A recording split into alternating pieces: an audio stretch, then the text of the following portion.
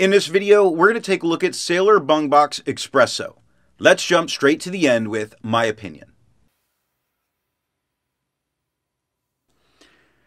As a brown, this is much darker than I normally go for, yet I find something very pretty about it. When I first started writing with it, I thought, no, this is not a brown for me, but not even at the end of the day of writing, not even midway through the day of writing, but during the first hour or two, I started looking at it very differently and was really enjoying this very dark brown. It's very reminiscent of a cup of black coffee. And I do like my black coffee. And I do like how this is really looking on the page.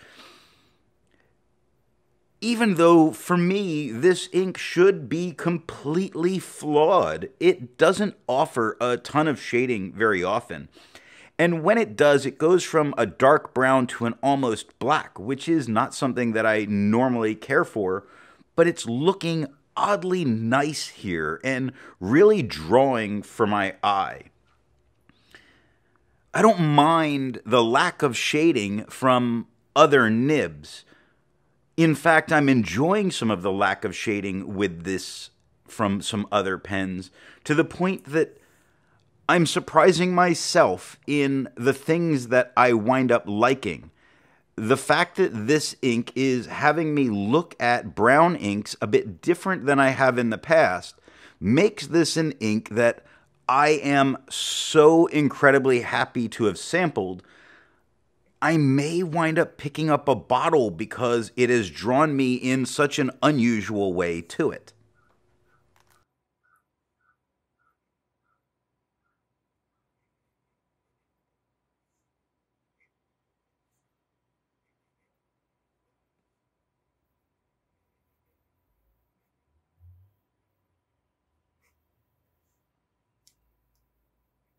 I like to change things up by using a different pen each day. Today that pen is a Jinhao X750 with a fine nib.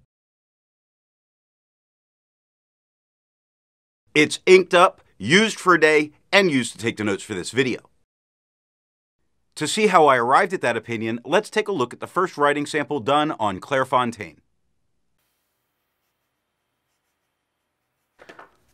Looking at the fine nib, we get no feather, we get no spread, we do get a little bit of shading here and there. It kind of is noticeable, like her is slightly darker than the word innocent.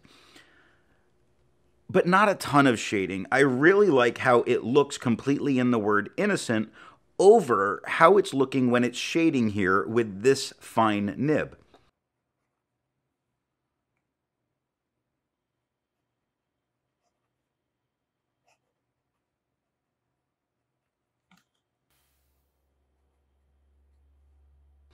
The medium is darker than the fine. It has no feather. It has no spread. It has a slight bit of shading that does happen. And I'm going to describe it in this way. It doesn't detract from the beauty of what's there, which I normally really like shading, but I think I prefer this ink without it.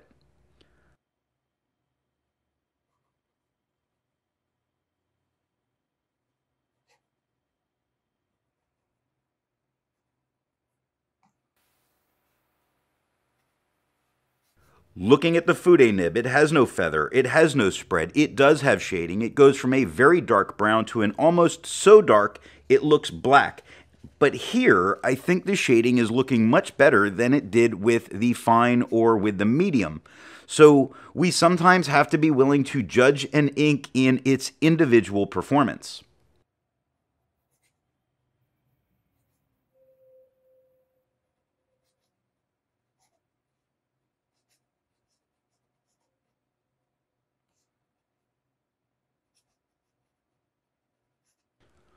Looking at the back of the page, we get no bleed and no ghost.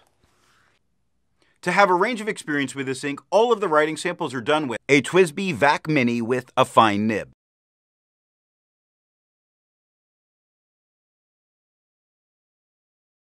a Pilot Metropolitan with a medium nib,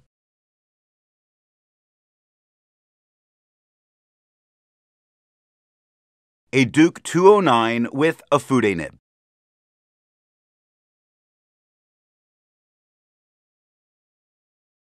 The next writing sample is done on Leuchtterm 1917 paper.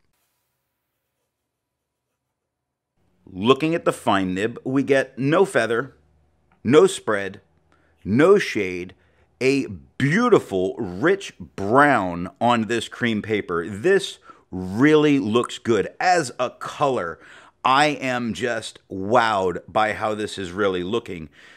Even though it doesn't have the features I would normally go for, I do think this absolutely looks amazing.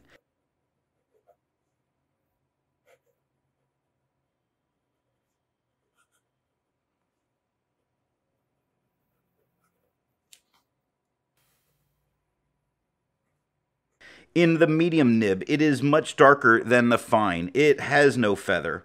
It has no spread. It has no shading. And it still looks really good on this page. This ink on this cream paper is a real winner.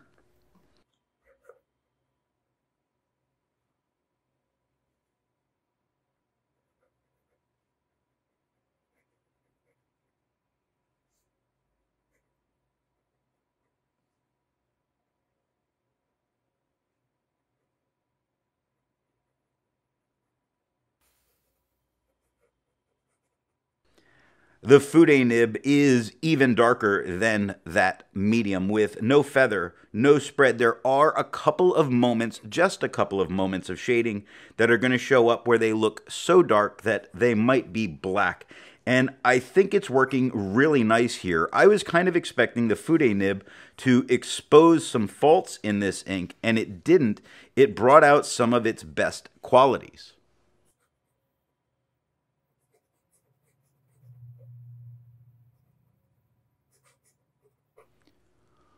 Looking at the back of the page, we see that we have normal ghosting and we got no bleed through to the other side.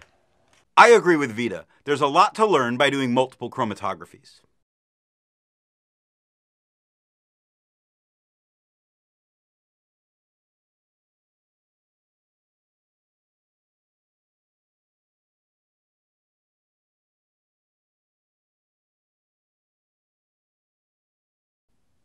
The next writing sample is done on Moleskine paper.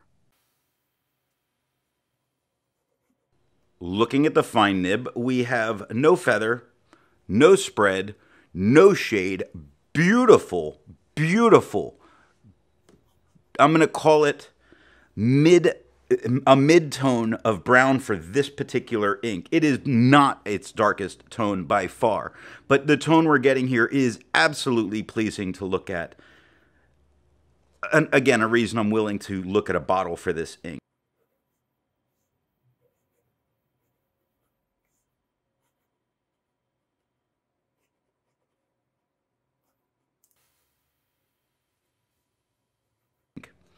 The medium is darker than the fine. It has no feather. It has no spread. There's a couple of moments that do show up with a tiny bit of shading. I actually don't care for how the shading for this ink on this paper is looking, but it's not like it's bad. I just think that it is actually detracting from what this particular ink looks like.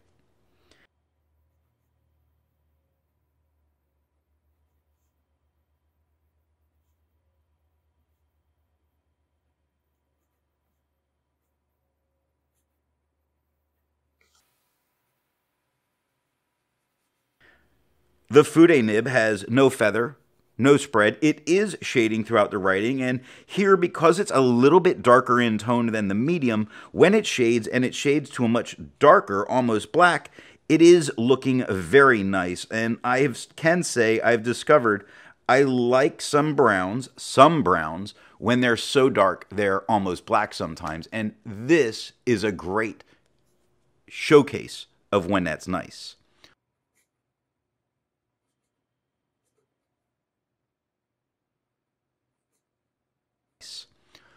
Looking at the back of the page, we get minor ghosting and no bleeding. Resistance tests are done to see how this ink can be expected to perform on the page, and more importantly, how hard it may be to clean from your pen. This smear is allowed to dry for 3 days before testing it. And here we see the results of the resistance test.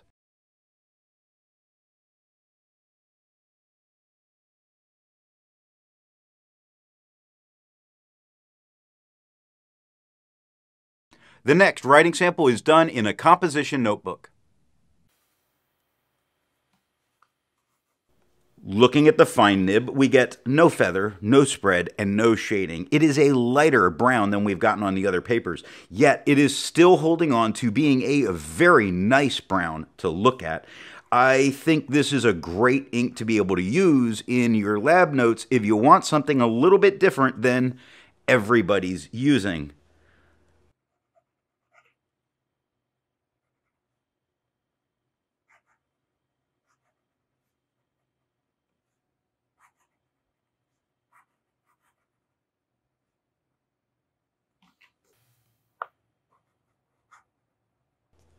Looking at the medium nib, it has no feather, it has no spread. I want to say that it has no shading, but it is showing some tone variation in the writing. Like on the top line, if you look at the word own, it is much lighter than the other words around it. Pour starts dark and gets light and then comes up to a mid-tone.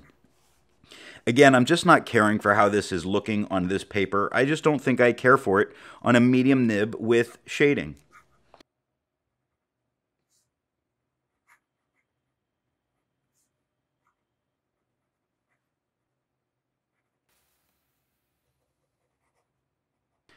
The Fude nib is the darkest tone on the page. It has no feather, it has no spread, it has no shade.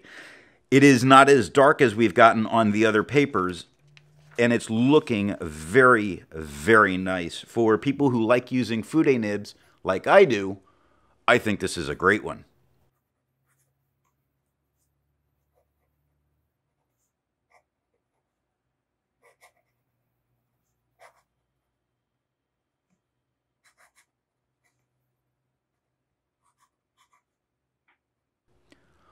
Looking at the back of the page, we see a normal amount of ghosting, and we got no bleed through that touched the page underneath.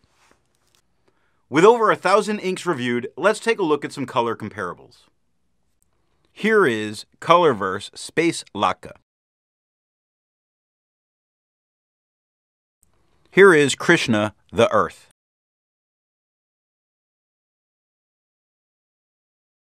Here is Noodler's Beaver.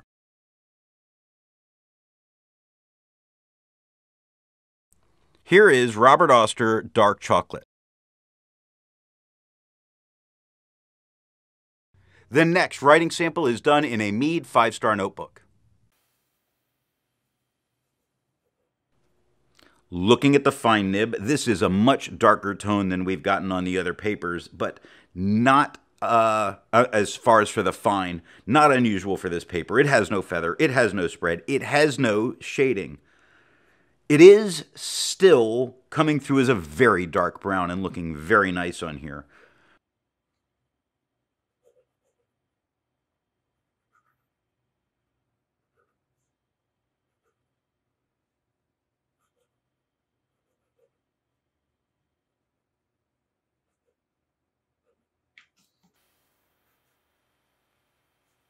The medium is about the same tone as the fine. It has no feather or spread or shading. It's just being a really well-performing brown ink on this paper. Now, I don't think this is the best showcase for this ink, but it's not bad. If this is what's in your pen, you can use it and not be disappointed.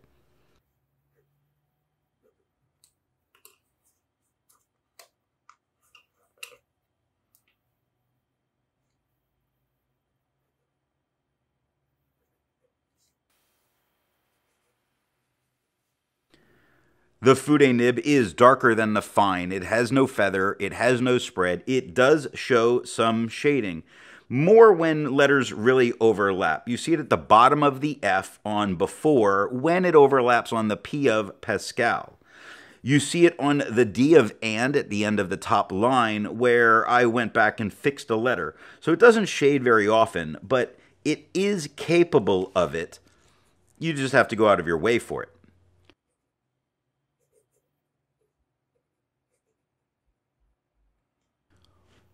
Looking at the back of the page, we have a normal amount of ghosting, very livable, and we had no bleed through. While it's nice to find other inks in the same color family, I'd prefer to find an ink that complements its color on the page. Here is a turquoise ink by Ackerman, their number 11 Treveries Turquoise. Here is a pink ink by Monteverde, their Rose Pink. Here is an orange ink by Noodler's, their V-Mail Operation Overlord. Here's a green ink by Sailor, their Kobe number 15 Mako Green. If you'd prefer different complement colors, then there's links to those different playlists down in the description. Or you can click on my face. That'll take you to my channel page. Then click on the playlist tab. Scrolling down, you'll be able to see all of the playlists that are here on the channel. The last writing sample is done on 20-pound copy paper. Looking at the fine nib, we get tiny feathers. It's to be expected. It's the paper. We do get a little bit of spread, but just the smallest amount. We don't get any shading. It is a brown here. I think it's a very nice brown here. I do not think it looks good really for what this ink can do at all, but it does look good on this paper.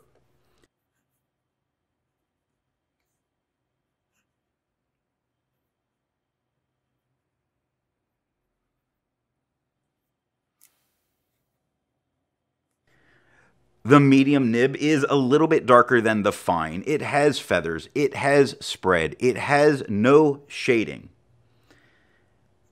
I like this darker tone than I did from the fine. I think it's definitely coming through much better.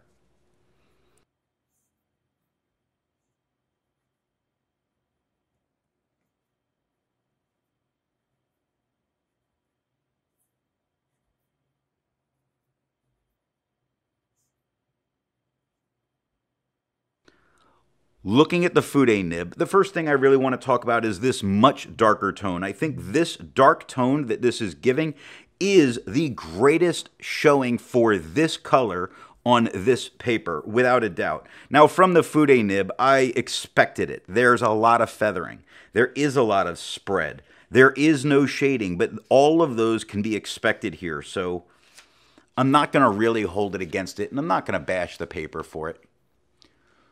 Looking at the back of the page, we see there was a couple spots, but that's the Fude nib where it touched the page underneath. Hard to count a Fude nib against a paper. Otherwise, we had no other bleeding, and the ghosting that we get is really normal and very light when it comes to the fine nib. So what nib and pen do I think is going to give the best writing experience with this ink? Now, looking at the colors, I go against what I typically think of here. I really think of bringing out the shading the most in the ink as I try to choose a pen. And if you really do want that shading, I think a wet broad can give a little more shading from a dark brown to an almost black, which looks very nice. But I'm enjoying the very dark, solid line that I'm getting from a medium flow to wet fine. It's looking very nice there, very pleasing to the eye. It's really making me rethink a couple of brown inks that I would like to try, but this one is definitely at the top of my list.